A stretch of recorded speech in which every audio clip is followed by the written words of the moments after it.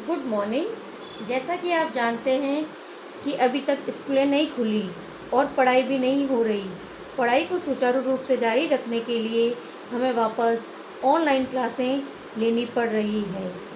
अब आप इसको अपनी नई कॉपी में अच्छे से लेसन नंबर, पार्ट और पार्ट का नाम डाल के काम स्टार्ट करेंगे। डेट वाइज डेट ज़रूरी होती है, काम करने से पहले लगाते हैं। फर्स्ट चैप्टर भाषा। घर, विद्यालय, पार्क, सड़क, दुकान, बाजार, हर जगह एक व्यक्ति को अपने मन के विचारों या भाव दूसरे व्यक्ति तक पहुंचाना पड़ता है, तभी वह उसकी बात को समझ पाता है। इसके लिए वह जिस साधन का प्रयोग करता है वह है भाषा। आप क्लास फर्स्ट से लेके अभी तक भाषा के बारे में पढ़ चुके हैं और आपको पता होना चाहिए कि भाषा क्या होती है। भाषा ही वह साधन है जिसके द्वारा व्यक्ति अपने विचारों को एक दूसरे को आदान प्रदान करता है या एक दूसरे को बताता है। भाषा शब्द भाष धातु से बना है जिसका अर्थ होता है वाणी। भाषा सार्थक ध्वनियों के मेल से बनती है। भाषा में ध्वनियों के लिए प्रतीक होते हैं यानी चिन्ह होते हैं। भाषा मन के भावों विचारों को दूसरों तक पहुंचाती है। प्रत्येक भाषा में शब्दों के अर्थ होते हैं, साथ ही उसमें वर्ण, शब्द व वाक्य संरचना की व्यवस्था भी होती है। भाषा वह माध्यम है जिसके द्वारा मनुष्य अपने विचारों का आदान प्रदान या विचारों को प्रकट या विचारों को बताता है।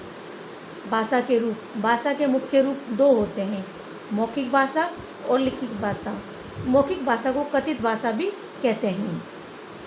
मौखिक यानी कथित भाषा, इसमें हम बोलकर अपनी बात को समझाते हैं या बताते हैं और अन्य सुनकर बात को समझता है। इसे कथित भाषा भी कहते हैं। यह भाषा का मूल रूप है। मनुष्य ने सबसे पहले बोलना सीखा यानी मौखिक बात करना सीखा। भाषा के इस रूप का प्रयोग अधिक होता है। हम ज़्यादातर बोलने का काम करते हैं तो इसका उपयोग सबसे ज़्यादा होता है। कौन सी भाषा का? मौखिक भाषा का। उदाहरण: वार्तालाप, काव्य पाठ, कहानी सुनना, भाषण, समाचार वाचन, नाटक, रेडियो, दूरदर्शन के श्रव्य कार्यक्रम आदि भाषा के मौखिक रूप हैं। सेकंड है लिखित भाषा। लिखित भाषा में हम अपने विचारों को लिखकर प्रकट करते हैं या बताते हैं। दूसरा व्यक्ति उसे पढ़कर बात समझता है, इसे लिखित भाषा कहते हैं। मौखिक भाषा में हम बोलकर बताते हैं और लिखित भाषा में लिखकर हम बताते हैं। लिखित भाषा का जन्म मौखिक भाषा के बहुत समय बाद हुआ, यानी इसका जन्म कब हुआ? मौखिक भाषा के बाद में। लिखित भाषा के कारण ही मनुष्य द्वारा अर्जित जानकारी को आने वाली पीढ़ियों के लिए संजोए रख पाना संभव हो पाया। भाषा के 4 कौशल है: बोलना, सुनना, लिखना और पढ़ना। ये भाषा के कौशल है। कितने कौशल है? 4: बोलना, सुनना, लिखना तथा पढ़ना। उदाहरण: पत्र, समाचार पत्र, लेख, कहानी, संस्मरण, तार आदि भाषा के रूप, लिखित रूप है। फिर हिंदी उपभाषाओं को 5 भागों में बांटा गया है। हिंदी उपभाषाओं को कितने भागों में बांटा गया है? 5 भाषाओं में। वे कौन कौन सी है?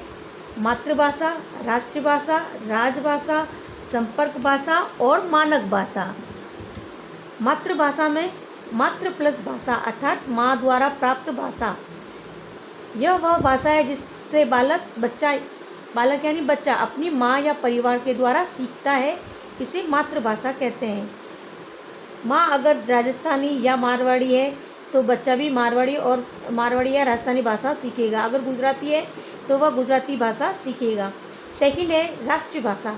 राष्ट्र प्लस भाषा अर्थात राष्ट्र की भाषा, वह भाषा जिसका प्रयोग एक देश के अधिकांश निवासियों द्वारा किया जाता है, वह राष्ट्रभाषा कहलाती है। भारत में हिंदी का प्रयोग लगभग 70% निवासियों द्वारा किया जाता है, अतः हिंदी हमारी राष्ट्रीय भाषा है। प्रत्येक राष्ट्र की अपनी अपनी भाषाएं होती है। जापान में जापानी, चीन में चीनी, ब्रिटेन में अंग्रेजी आदि। थर्ड है राज्य भाषा।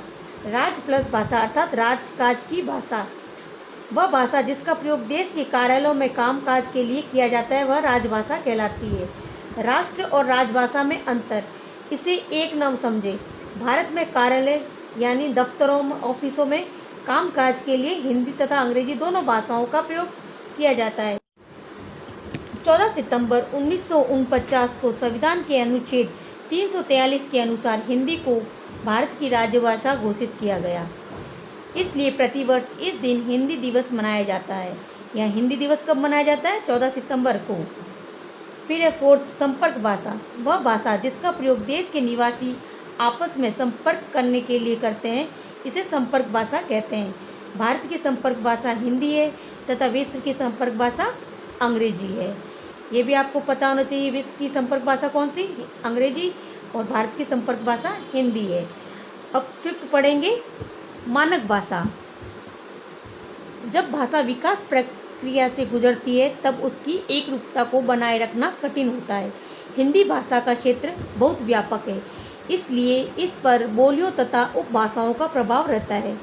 ऐसी स्थिति में वर्णों व शब्दों को के एक से अधिक रूप प्रचलित हो जाते हैं।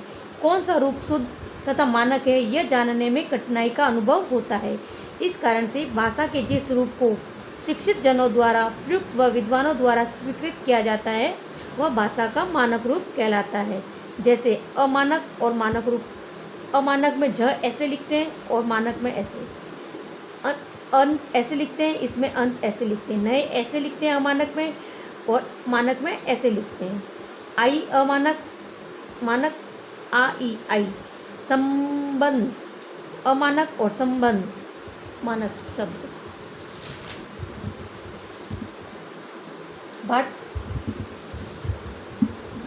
भारत की मान्यता प्राप्त भाषाएं। भारतीय संविधान में 22 भाषाओं को मान्यता प्रदान की गई है। वे इस प्रकार है: हिंदी, असमिया, बंगाली, गुजराती, बोडो, डोंगरी, कन्नड़, कश्मीरी, कोंकणी, पंजाबी, उर्दू, मैथिली, मलयालम, मणिपुरी, मराठी, नेपाली, उड़िया, संस्कृत, तेलुगु, संथाली तथा सिंधी।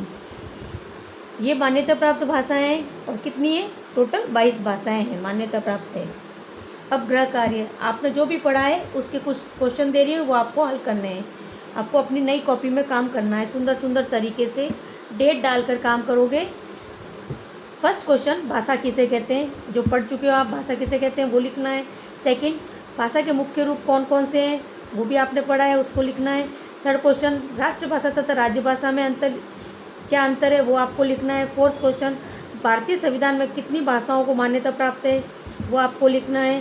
फिफ्थ क्वेश्चन है, संविधान द्वारा मान्यता प्राप्त भाषाओं के नाम लिखिए। वो सब भाषाओं के नाम लिखने, कौन कौन सी भाषाएं हैं। सिक्स्थ क्वेश्चन, भाषा का अर्थ लिखिए। भाषा का अर्थ क्या है वो आपको बताना है। सेवन्थ क्वेश्चन, मनुष्य ने सबसे पहले कौन सी भाषा सीखी। जो सबसे पहला आया हुआ है, सबसे पहले पढ़ा हमने, उसी में आप देख के फिर लिखोगे। एट्थ क्वेश्चन, हिंदी दिवस कब मनाया जाता है। नाइन्थ क्वेश्चन, हिंदी उपभाषाओं को कितने वर्गों में विभाजित किया गया है। ये सब काम आपको डेट लगाकर, तारीख लगाकर शुरू करना है। पाठ का नाम, डेट और सुंदर सुंदर तरीके से काम करोगे। ओके।